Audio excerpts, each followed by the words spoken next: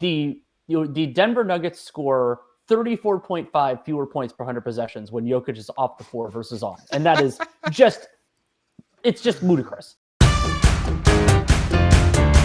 Let's begin with our MVP choices, Danny. Most valuable player is always tricky because it is, for me, the only award that more heavily weights availability, because part of value is being available. And so to me, per minute, unequivocally, the best player in the NBA has been Nikola Jokic. He's being completely ridiculous. To do some of the basic counting stats: 28.6 points, 12.7 rebounds, and 10.3 assists per 36 minutes. We like to use per 36 because that equalizes some stuff in terms of playing time, though availability does matter here. Jokic also, if you prefer this version of stats, 66.5% true shooting on about a little under 30 usage. He also has the second highest total usage of like anybody that's really in the MVP All NBA consideration. The other one who's there let's define that quickly, by the way, because especially since this is the first time we're doing this for anyone who is new. Total usage is a stat that was developed by Seth Partnow that we use now. And basically what it looks at is how many of your team's chances when you're on the floor did you create via either a shot, a trip to the free throw line, a turnover, or the special part of this is via a potential assist. So you're setting up a player on your team. You might make it, you might miss this, but in terms of just the amount that you are creating for your team, and that total or that playmaking usage is 21.8%. So on 21.8% of possessions, when Nikola Jokic is on the floor, he is setting up a teammate for a shot, and he's taking a shot on a further 25%. So yeah, he is right up there at the top of the league in terms of total usage. Certainly among players that are in this discussion for MVP, he has a pretty big advantage in that statistic. He also has the second highest playmaking usage in the NBA behind Trae Young. And then the other part of Jokic's resume that is so preposterous, it's not that the on-off offensive rating, like, yes, the Denver Nuggets score 34.5 fewer points per 100 possessions when Jokic is off the floor versus on. And that is it's just ludicrous. But I think that part of that, and this is something that I'm going to talk about in some of the All-NBA discussions, is that, yes, they've been terrible when he's off the floor. But when Jokic is on the floor, the Nuggets are scoring 127.3 points per 100 possessions. That is an absolutely deranged number. That's the more important number. It's insane. It's completely insane. Yeah. And when you consider that some of his teammates have been unavailable and that some of his teammates are having seasons below expectations, then that's even more impressive. And so Jokic, he has been the driving force behind the single best individual offensive rating in the league. And so to me, he has been the best player. Instead, in some ways, and I think we can kind of acknowledge that, the question becomes, even though Jokic has played over 100 fewer minutes than the other top-level contenders, has he been better by enough? And I don't want to dwell on this because it's a like first quarter of the year awards, rather than if it was the end of the year, we would probably spend an hour on this. But it is a fascinating conversation because we don't usually have it. Yeah, I think he has been. I mean, in particular too, because I penalize guys a little bit less if they miss time for, say, like a personal reason than an injury. Sure. And obviously he missed 3 games for the birth of his kid. So, and then also, I generally pay more attention to, in these analyses, to just what is the team doing when you're on the floor. I don't care as much who your replacements are and who's off, but it is worth noting that it's not as much about the replacement when you actually miss games as opposed to just what happens when you are sitting on the bench within a game and you probably have a bunch of bench guys behind you. And so, I mean, the fact that they are negative 16.4 when he's off the floor, like, I truly believe, like, they're going to, they're playing just about at the level of the best team in basketball when he's on the floor. There are a few guys who have better overall net ratings than him on teams that are a lot deeper. They're plus 12 when he's on the floor. And the fact that they are just like, I mean, if they didn't have him, I mean, it's pretty obvious. Like, he is dragging these guys around. Like, there are some pieces, but he is the one that makes it all work. I mean, to be 127 when he's on the floor with the team that basically takes the fewest threes in the league, and to the extent that they are actually shooting a really high percentage from three, it's because he's shooting, over 50% from downtown on the season. And, you know, he can take units that are starting Christian Braun. Yeah, he'll make some open shots, but he's not a high volume guy from three. And Murray has struggled, and they're playing either Peyton Watson or Aaron Gordon. And the fact that they are still just destroying people on the offensive end, he definitely has by far the best on-court team offensive rating in this sample among guys who are even remotely in consideration for All NBA. Second is Darius Garland, 4 points per 100 behind him at 123.3 out of that sample. And so the fact that he can boost this pedestrian level of team offensively to this level of offensive performance when he's on the floor is absolutely mind-blowing. Like, I don't know if there's anybody in NBA history, I don't think there is, who could get this collection of talent to a 127 offensive rating over any length of time. And it's not through insane shooting luck or anything like that. We've talked about the low volume of threes they take. And a lot of the best shots that Denver generates are either Jokic shots or Jokic passes. And so this is earned primarily by Jokic. It is one of the most individually valuable offensive stretches I can ever recall. And that's really, really impressive. And so the way I reconciled this was that I have Jokic 1 as well. And you can say, whether you're wins above replacement or EPM, he is actually not the highest in the playing, that stat multiplied by playing time. But I believe that part of it is that it's underappreciated. And as you said, part of it is just like you reward the individual dominance. But what I did is I did not have Jokic in a tier of his own. We do this for MVP, just like we do in player rankings, or at least I do. So instead, I put him in the same group with the other two because I believe, especially because of the considerations when it comes to availability, that when you look at how much he has meant to his team, because he missed those couple games, then it's at least a conversation. Whereas I think let me finish my Jokic sure. first here, because but before we get into the other guys, I think there are a couple other candidates who are pretty interesting here. But number one, Jokic is averaging 37 minutes a game. Of the other guys who are in consideration, Kevin Durant's 37.4, Jokic 37.3, and Anthony Edwards is 37.5. So Jokic is actually averaging, of the guys in consideration for this, and I think the whole league too, third in minutes per game. And this is a center. Centers do not play this many minutes. Like, that doesn't happen. Then his offensive EPM is 8.1, second highest in the league is Shai Gilgeous-Alexander at 5.7. That is a massive difference. He does actually have a negative 0.7 defensive EPM. I don't think he's been quite as good on defense this year. They just, in part due to his crazy offensive load, they haven't had him playing the best scheme for him, which is getting out on the floor more, just to kind of preserve him a little bit. So he actually has a negative defensive estimated plus minus.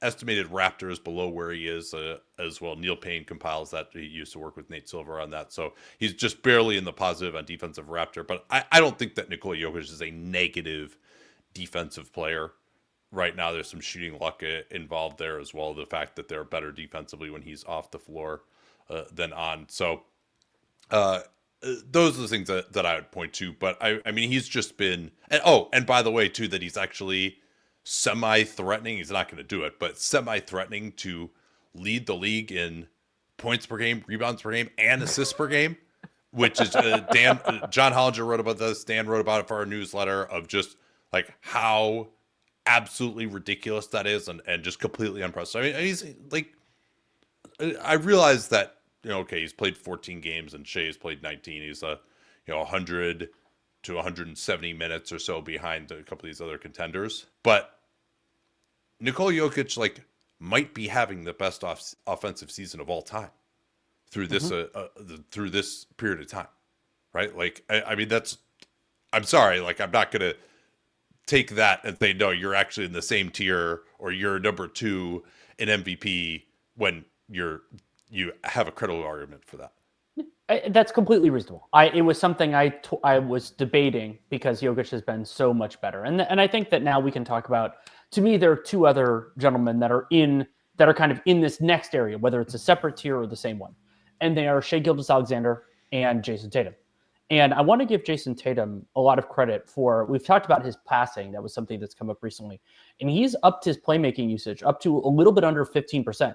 Tatum is actually in the vicinity of Shai Gilgeous-Alexander. He's in the vicinity of a few other guys in this kind of like, okay, you're running a lot of the passing through them, and that helps Tatum be a larger part of the offense. And so he's at 46% total usage, which is a pretty high rate. Like that's more in the range of like some of the more active guys in their offense rather than more of like a pure scorer. And so Tatum, he's done that. He's also been effective as an individual scorer. He's at 61.5% true shooting, which is actually virtually identical to Shai Gilgeous-Alexander. And he's done it, with a large role within the offense. He's taking 10.5 threes per 36. And Tatum has been, the Celtics offense has been better. Their defense has been better when he's been on the floor versus off. And they are not a team with horrendous supporting talent where it's like, oh, okay, you're going to lineups that don't make any sense. The Boston Celtics are one of the, if not the deepest team in the league, especially now that they have Porzingis back. So to me, Tatum is one, and he's, his case is completely solid. And of course, he's a very good defender. And then the other is Shai. And Shai Gilgeous-Alexander, building off of what he did last year, large role within the offense, taking more threes, which I think in a certain way, because he hasn't been hitting them at a great rate, has maybe hurt his individual efficiency. But again, he is a difference-making defender. He forces a ton of steals, is an active part of the league's best defense overall this year. The fact that he can actually credibly make plays as the low man, and I realize people say, oh, he's the 89th best defender on his own team or whatever they like to say. A, that's not true, but B, it's not about where he is on his own team. It's where he is relative to any other ball dominant guard in terms of what he's able to do defensively. He is unambiguously a huge plus, and he plays a role a lot of these guys, all right, Trae Young, he's not going to guard the best guy either, but then he's a huge liability if he's lower on the floor. Whereas Shai Gilgeous-Alexander comes over and he forces guys to miss. Doesn't do it the way a center does, but he is a presence. He causes problems for guys, and that allows them to pressure up so much more on the perimeter. Obviously, he gets plenty of steals himself. So, I do think that aspect of his game, he's probably overrated among the people who are just blocks and steals. But then the people who are oh no, it's not blocks and steals, those people I think probably underrate him. I think that's probably fair. And you don't have to be the most important player on the league's best defense defensively when you are as good as he is offensively. And I mean, as you mentioned, Shai, second to Jokic in offensive EPM. I believe he's second in offensive Raptor as well.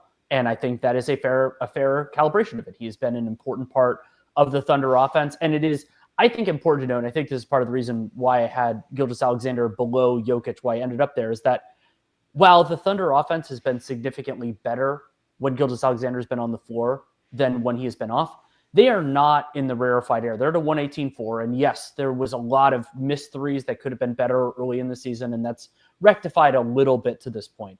But the Thunder offense hasn't been quite that dynamic. And when you consider that they, being without Chet Holmgren for a significant portion of the season now, that hurts you in a couple of different ways, but they were often going small instead of big. And so it isn't like losing Chet Holmgren that you're playing a ground-bound guy who can't even catch the ball. No, they were generally playing even smaller. So Shai, totally deserving. I have him second. I have him above Tatum. But to me, having him below Jokic is appropriate.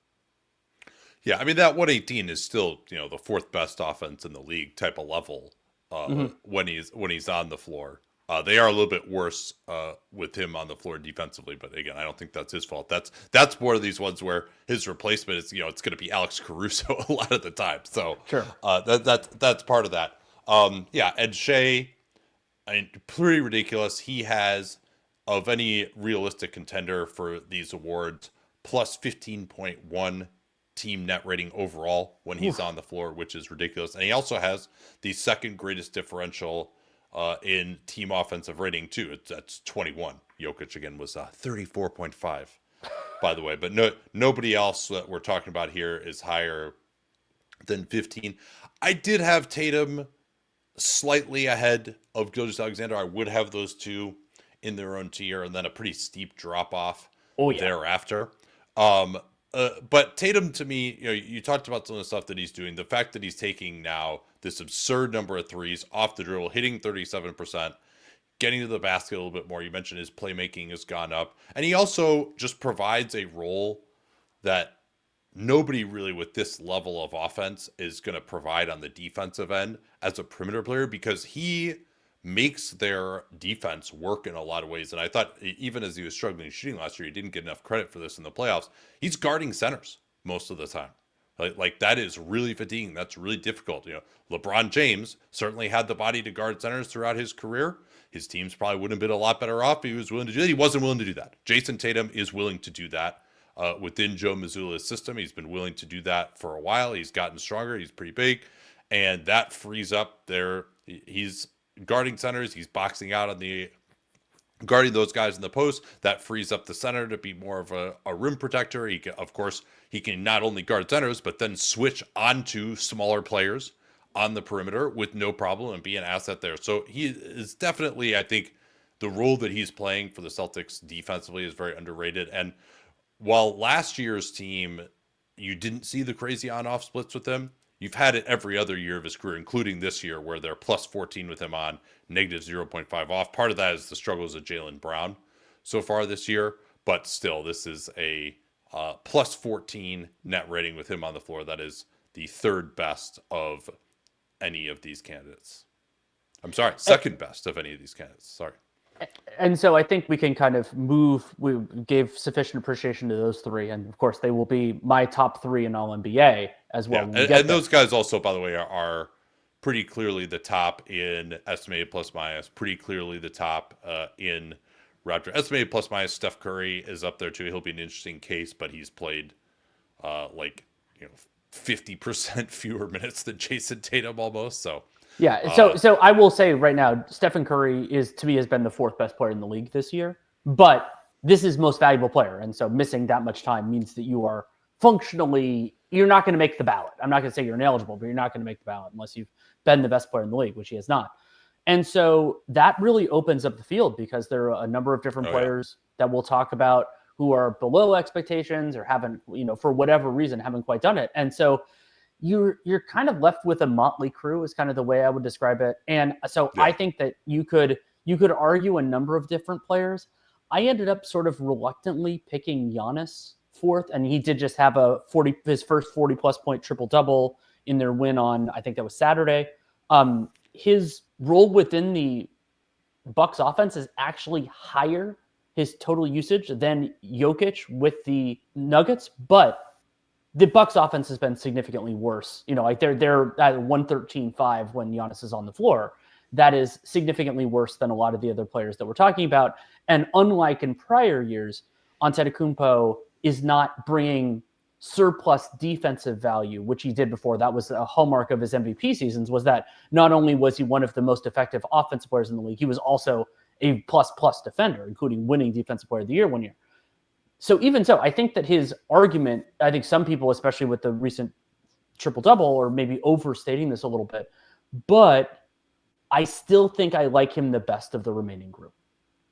Yeah, points, rebounds, and assists is not everything. He gets a little bit of credit for just what he's been over the years. We don't need to get into here the decline in his defense, his defensive numbers, the defense when you watch him, that teams just are not scared of him anymore. His contest rate is way down compared to where he was at back in 22. That was probably really his last great defensive season.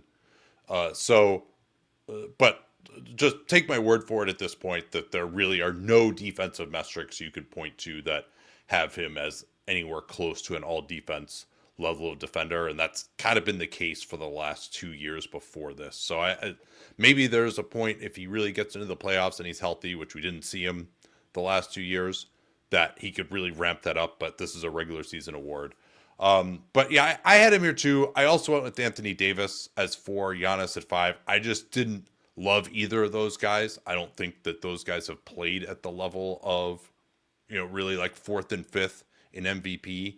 When you look at some of the impact metrics, like Davis has great true shooting and great, 30% usage, but also he still operates largely as a play finisher. He's had the ball a little bit more, but the playmaking usage isn't really that much higher than it's been in previous years.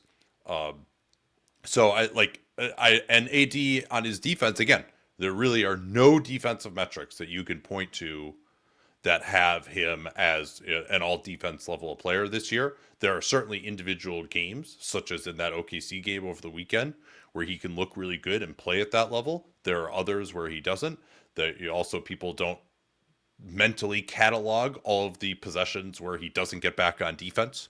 For example, he is certainly a big part of the Lakers' miserable transition defense. That's been a big part of why they've been a poor defense this year overall, although they've gotten better the last couple of games.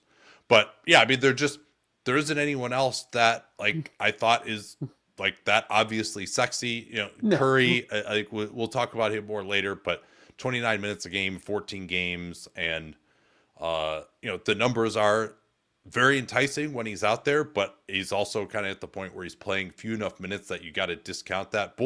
And he's missed time. And so I had one other guy in consideration who I actually put over Davis for fifth, and it's not the strongest argument for this guy either, as opposed to last year, which is Brunson. I don't feel great at any of these. Yeah, Brunson was right at the top of my All NBA second team. And so Brunson, to me, he has a large role within a very good offense. So the Knicks have a 122 when he's on the floor, and that the Knicks have a strong offense overall because they've been good when he's been off the floor, which a lot of these teams are not. They don't fall off a cliff, so they've been better, and a lot of credit goes to a lot of different places for that. But Brunson, individually efficient, 61% true shooting on about 30% basketball reference usage, 47.5 total usage is not in the upper echelon. It's not the tippy top, but it's in the upper echelon. So he has a large role within one of the league's best offenses. And sure, he's not a good defender, but I'm largely okay with that. They have ways to clean that up and everything else. Not that they have, but I don't blame. I don't think he's been abysmal. This isn't the he's sabotaging his team levels of bad defense. So for me, one of my general things is that I want people to be good at the thing that is most important for their position. And so it's so weird to say that hurt Anthony Davis, considering what an amazing defender he's been in his career. But Brunson, so he needs to be an offensive player. He is, and AD is great. And then the other part is that AD is a more dependent offensive talent than Brunson is, and Davis has been fantastic at that. But I think that generating shots in some ways is more important than converting them. But again, they're within the same tier for me. I have Brunson 5. Davis 6th. Then, I'm waiting for guys to pass them because I'm waiting for some more fantastic seasons. But yeah, I have them as the next group. Yeah, and I had Stephen Curry in that group as well. I would tend to agree with you that maybe on a per play basis he would be fourth. And he's shooting the crap out of it again. 44% from three. What he does to the offense. Well, and 44% on threes, taking almost 12 per 36. Exactly. That efficiency on the highest volume of any player who's in serious contention for anything like this is jaw-dropping. Well, and he still has one of the best on-court team offensive ratings. That was a number that had actually muted the last couple of years. That is back up now, 121.7 team offensive rating. And just generally, other Warriors have shot it very well when Steph's been on the floor as well, but they are 15.9 points per 100 better offensively when he's on the floor. That is third among this group behind Jokic and Shea. And I think he's having a better defensive season this year, although they are better defensively when he's off the floor. His replacements are usually more defensive players. So, and then the other thing you can point to, even after they've had this losing skid, is overall Warriors net rating plus 13.4 when he's on the floor. That's 11.8 points per 100 better than when he's off the floor. But you're getting up to that elite number again. And, the reason to really have him above Davis and Giannis is Giannis plus 0.8 when he's on the floor in Milwaukee. And then Davis, the Lakers are actually negative when he's on the floor, and they are also actually better when he is on the bench than on the floor. So they're negative 2.4 when Anthony Davis is on the floor. I don't blame him for that necessarily, but also you're just not seeing that other than the individual scoring statistics he's putting up, which are completely ridiculous. There aren't really a ton of other statistical hallmarks of his dominance in terms of the team performance. Now, you can say there aren't that many great players in the Lakers. I've been saying that for a long time. They are over 500, although they've done that with some close wins.